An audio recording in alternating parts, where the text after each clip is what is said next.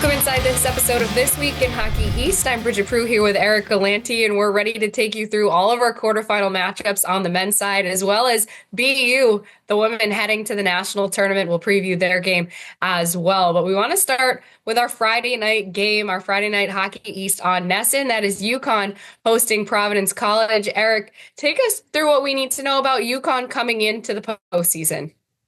Yeah, it's kind of amazing because we've talked a lot about how well UConn's played this half of the year, right? Ever since January 1st. But the crazy thing is they've actually maybe even been better here down the stretch.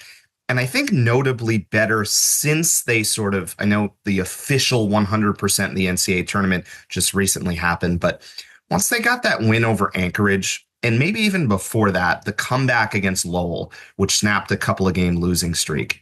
That was in early February. Hudson Shandor scoring 2 goals, including the game winner. It's felt like almost maybe this weight has been lifted. This NCAA tournament conversation, they haven't had to have their in right at this point.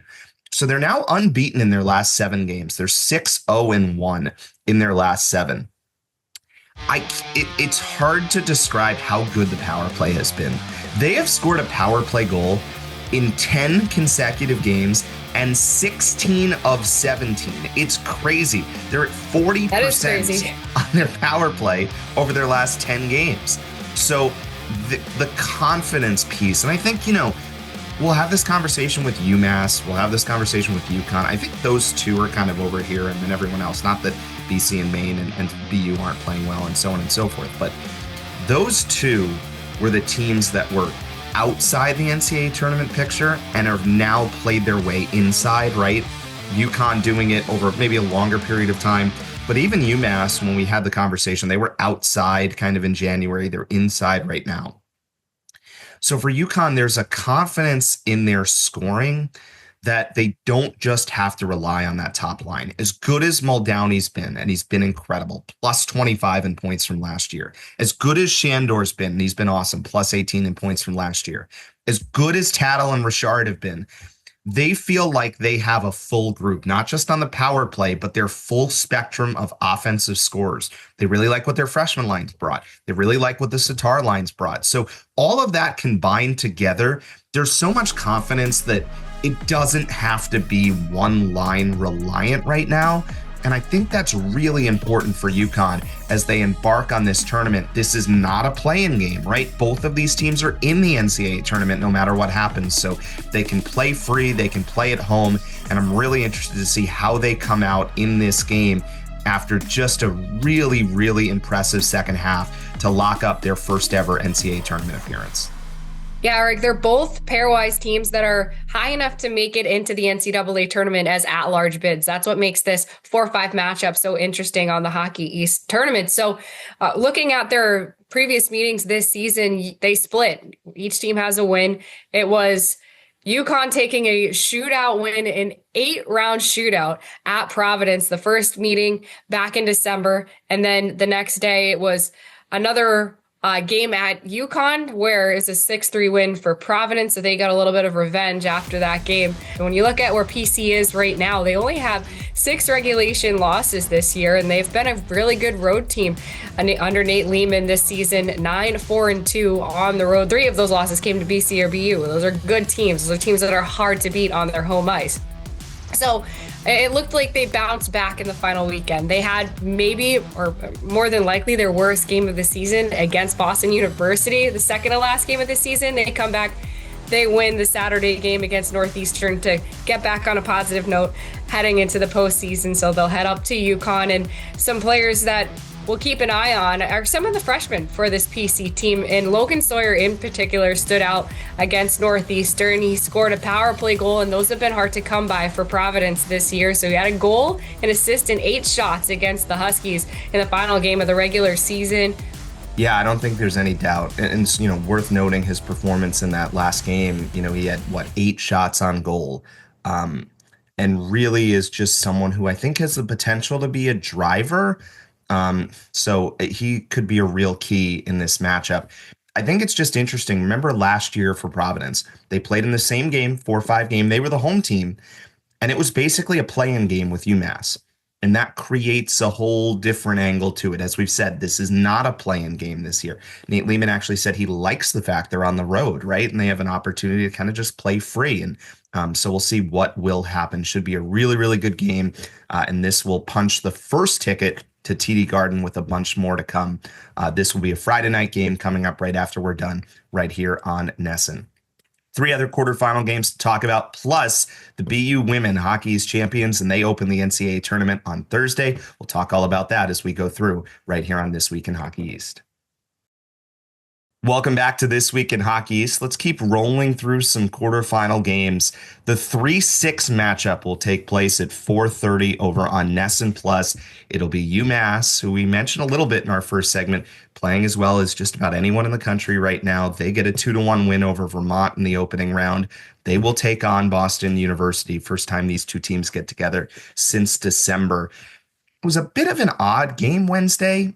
There were 3 goals scored in the game. They all came in a span of 2 minutes and 23 seconds in the first period. And after that, there weren't that many grade A chances. But I give a lot of credit to UMass for that, because I thought they did a really good job of keeping Vermont to the outside, right? And yeah, there were some shots from out there, but there really weren't much. And everything that Michael Hrabel had to deal with was, low grade, whether it was the outside or the high slot, and he did a pretty good job with that. Owen Murray, I thought, had a really good game. Lyndon Alger, I thought, had a really good game. Some of those UMass defensemen, especially because UMass was down Lucas Olvestad on Wednesday, kind of lifting sticks in the right moment, taking away passing lanes in the right moment. And I bring all that up because we've talked so much about UMass's offense recently, and deservedly so. But this was actually the first time all year that UMass won when only scoring 2 goals in a game, 2 goals or less. That was such a hallmark of what they did last year. And I think it kind of speaks to the offense, because they haven't had to have that many games where they were in that. But when scoring 2 goals or less, UMass started the season 0-11. They are now, over the last 3 weeks, 1-0-2 when scoring 2 goals. So as we get to the playoffs, as games get a little bit low scoring, you have to find ways to win in different ways, right? And I think, to UMass's credit, they're doing that. I don't think we're going to get a low-scoring game between BU and UMass, but we just make the point nonetheless. Also want to acknowledge Cole O'Hara, right, who had an assist in that game. He created the goal for Mercury, the first goal. He's up to 50 points now on the season.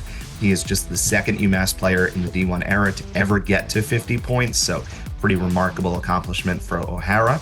And he will take on this BU group, who, again, has not been afraid to score, right? They scored 14 goals the final weekend of the season against Providence and Vermont. So, again, I don't think we're going to get a low-scoring game, but, you never know.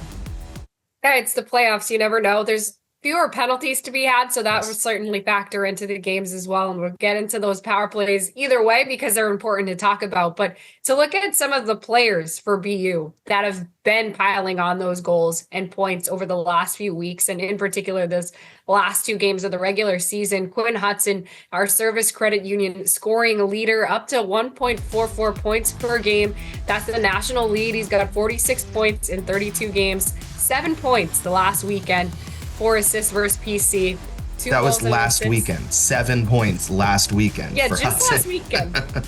Yeah, just last weekend. And then you see, and that's Quinn Hudson. And his brother Cole Hudson also scored in 4 straight games to end the season. And Cole Iserman had a 4-goal weekend. He had a hat trick against Providence, and then he scored another goal in the final game of the regular season against UVM. These are players that we knew about their scoring ability, but they're just finishing at the right times, and they're producing so much offense. And another thing that interests me about this matchup is that the first 2 meetings of the season came back in December, and it was a different goalie matchup. Michael Hrabel was in net for UMass. He'll be in net again for them in the quarterfinal, but it was Metju Caron back then in net for BU. It's going to be Mike Yegorov this time, and his numbers have been better. So this is a different look in terms of goaltending, so maybe it's defended a different way as well.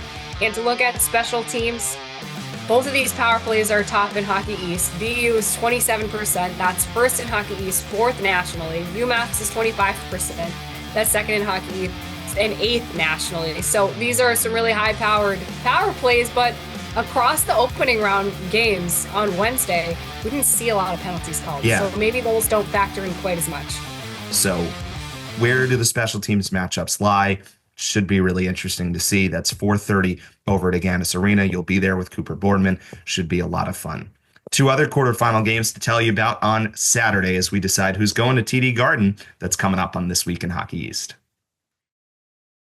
Welcome back to This Week in Hockey East. Time to continue around Hockey East, presented by Boston Harbor Hotel. It'll be the number one seed Boston College taking on their Beanpot rivals Northeastern, as Northeastern outlast Merrimack in double overtime with the game winner by Dylan Ritzkovian. You were there, Bridget. How did Northeastern get this done? Well, they were just able to hold on long enough. They actually looked pretty exhausted in the first overtime. They came out with a little bit fresher legs in the second overtime. Maybe the intermission helped them get their legs back under them, but they did look tired, but they were able to get contributions from that first line through the whole night. Each guy had 2 points in the game, and it started out with that first line score, or it started out with Chris Octelier scoring, assisted by Cam Lund. He had a really nice setup pass on the play. And Tellier is a guy that came over from Quinnipiac. He had won a national title there. He's kind of a big game type of player. So he gets Northeastern on the board 1-0. But then Merrimack scored 2 goals really quickly. And that all happened in the second period. So they end up going to the third, down by 1. And it was a game-tying goal by Jack Williams, the captain, in the third period that sent the game to the first overtime. And a scary moment for him in that first overtime. He went knee to knee. He went immediately down the tunnel and it got looked at, but then came back only a few minutes later. So he ended up being okay, comes back during the first overtime, and then we head to a second overtime. No goals, some great goaltending in that overtime period as well. So Dylan Ritzkovian is the hero in overtime. He gets the game-winning goal. And it is an unfortunate situation where Cam Kungle, the defenseman for Merrimack, blocks the shot, but it just comes right to Ritzkovian and he puts it in, finishes the game. And so Northeastern season will continue. Merrimack will go home, and Ritzkovian, once again, that first line contributing in a lot of ways for Northeastern. They're going to be key again this weekend when they go on to play the number one seed and the number one team in the tournament. Cam Whitehead, though, stopped 44 of 46 shots that he faced, and he looked pretty confident in net.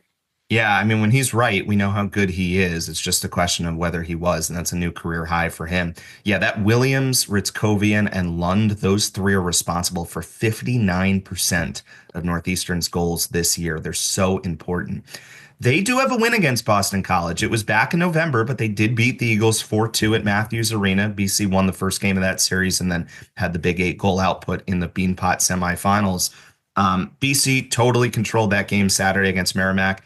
Because of Maine's loss on Friday, there was nothing really on the line, right? They basically locked up the number one seed in the tournament.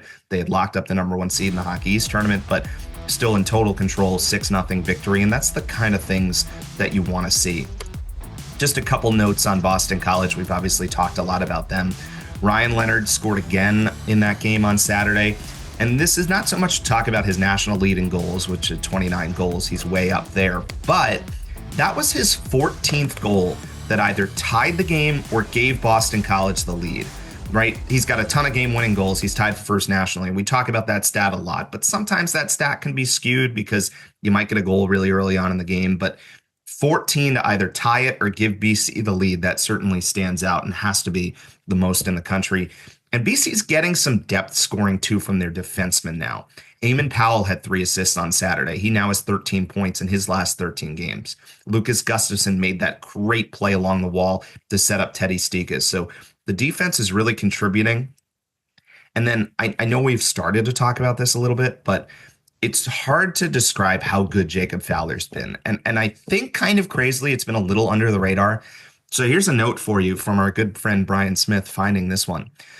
Jacob Fowler in Hockey East games this year finished with a .945 save percentage and a .158 goals against average over 22 starts. Do you know the number of people who have started more than 13 games in league games and have had a lower goals against average than that in Hockey East? The answer is 0. It's I was pretty sure it was none. It's the lowest goals against average in Hockey East play of a regular starter in the history of the league. There's been better goals against averages, Jimmy Howard, Connor Hellebuck, but they didn't play as the main starter all year. So just to show how good Jacob Fowler has been, it's the type of performance that could backstop a team to a championship, and BC will try to win another trophy this weekend. We'll continue on with our final quarterfinal and talk about the BU women on the other side on This Week in Hockey East. Welcome back to This Week in Hockey East. We continue around Hockey East, presented by Boston Children's Hospital, the official children's hospital of Hockey East. Well, UMass Lowell gets it done. Another overtime game. They get the victory over UNH after losing 2 games to UNH the final couple of games of the regular season. Scout Truman has the overtime winner. He's our night shift all-academic standout for the week. It was nice to see him get on the board. It was nice to see Chris Delaney get on the board. He had such a good start to the season. We talked a lot about him early in the year. The goal scoring hasn't been as much recently, but he does have points in 4 straight games down the stretch now. But just big picture for Lowell here. First win since February 15th. It had to be good just to get kind of the monkey off their back of this streak and get a victory. And now who knows, right? Maybe they have a chance to go on a run. And I'm not predicting this, but if they find a way, predicting it in terms of where the pairwise is, if they find a way to beat Maine, which, look, Lowell is certainly capable of doing that, they're right back in the pairwise conversation. They'll be at TD Garden. They'll potentially have a chance. So all of a sudden, even despite this streak here, they have a real opportunity to go up to Maine. You have a Maine team that won just 2 of 6 points against UMass last weekend, but it's still worth resetting. They've only lost 2 Hockey East games in regulation the whole second semester. So they've continued to be really good. Albin Boy has continued to be really good. I think if Maine gets the offense that we saw at the end of February, they have a real chance, and it'll be tough for Lowell to keep up. But Lowell is really good when they're playing to their structure of keeping teams to the outside. And Maine at times second semester, that offense really hasn't clicked in the same way it did in the first semester. Not bad, but just not in the same way. So it'll be an interesting matchup. Maine swept Lowell at the Tsongas Center in January, so interested to see, obviously, a really difficult environment for Lowell going up to Alphond and trying to get a victory as Maine tries to get back to the Garden for the second year in a row. And we're also going to look at the BU women's hockey team. They just coming off a win in the Women's Hockey East Championship game. It's their first time going to the NCAA tournament in 10 years, since 2015 when Marie-Philippe Poulin was a senior for the Terriers. And back when they were playing their Hockey East Championship games in Hyannis, that was the set location back then. It feels like a long time ago. Well, it was 10 years ago, so I guess that makes sense. BU had an up and down month of February. And then once they got into the tournament, they really only led for about 8 minutes throughout all 3 games. Every game went to overtime. And there was always a hero at the end of the game in those situations. So it starts with a 4-3 overtime win against Vermont. Riley Walsh was the game-winning hero of that one. Then a 3-2 overtime win against Boston College. Lindsay Bachna, the transfer from PC, gets that overtime game winner. And then in the championship game at Toscano Family Ice Forum was hosted at UConn. It was a 3-2 overtime win against Northeastern. Sydney Healy is the overtime game winner. She is our Jersey Mike's Sub Above Women's Player of the Week. And so you're getting these clutch performances, but you're having to come from behind. So now BU has to find a way to really just maybe get some better starts in those games and be more consistent in those games. But they've found ways to win, and it is not easy to beat Northeastern in the championship game of the Women's Hockey East tournament. So congratulations to BU on making their first trip to the national tournament since 2015. The Women's National Tournament is on ESPN Plus over the next couple of weeks, going up through the final, which is on March 23rd. When we come back, we'll take some short shifts here on This Week in Hockey East. Time to take some short shifts as we wrap up our show, presented by The Shift Group, helping former athletes and veterans become elite business professionals. Bunch of hockey's men's awards were announced this week. Bridget, what stood out to you? Yeah, our first round of awards coming out. We'll take you through the Defensive Defenseman Award going to Eamon Powell from Boston College. It's been such a great back end that he's been a leader of for BC this season. And then the Best Defensive Forward Award going to Hudson Shandor of UConn. He's taken home a lot of hardware already, and we're not even done yet. So Hudson Shandor, Best Defensive Forward. He also gets the Len Kaglarski Sportsmanship Award and was the runner-up for the Hockey East scoring leader with 33 points in his Hockey East games. Of course, Ryan Leonard is the Hockey East scoring leader. He had another wonderful season as a sophomore. He had 37 points in his Hockey East games, and he had 25 goals included in that. He's currently the national leader in goals as well with 29 goals in 34 games. So he's just up there. No surprise to see him taking home that category. And then the stop-it goaltender of the year, Jacob Fowler from Boston College, leads Hockey East in goals against average and save percentage. He's also top 3 in the country in both of those categories, and he's tied for most wins of any goalie in the country with 24. Yeah, I'm really glad to see Hudson Shandor get acknowledged as much as he was. You know, Mike Cavanaugh has been very on the record that the biggest turning point for UConn this year was when John Spetz and Hudson Shandor decided to come back to UConn this summer.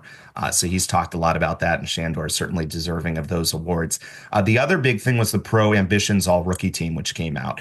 You had Callum Tongue, who had a really nice year in goal for UConn. Cole Hudson was obviously phenomenal this year for BU. James Hagens, Teddy Stiga for Boston College, Cole Iserman. But then maybe 2 guys we didn't talk quite as much about. Francesco Del Elche for UMass. He was so solid, ran the power play for a little while in the first power play unit this year, is running on the second unit most of the season.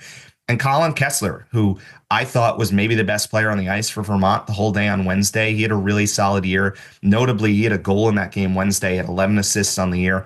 All 11 assists were primary assists for Kessler. Pretty impressive. So that's your Pro Ambitions All-Rookie team. More awards coming out next week. And make sure to get tickets. The balcony is sold out for the Hockey East Championship weekend. We will see which 4 teams are going there, but make sure you get your tickets while you still can over at Ticketmaster.com. Thanks so much for joining us for another episode of This Week in Hockey East. Can't wait to bring you these playoff games, and we'll talk to you next week ahead of the Garden.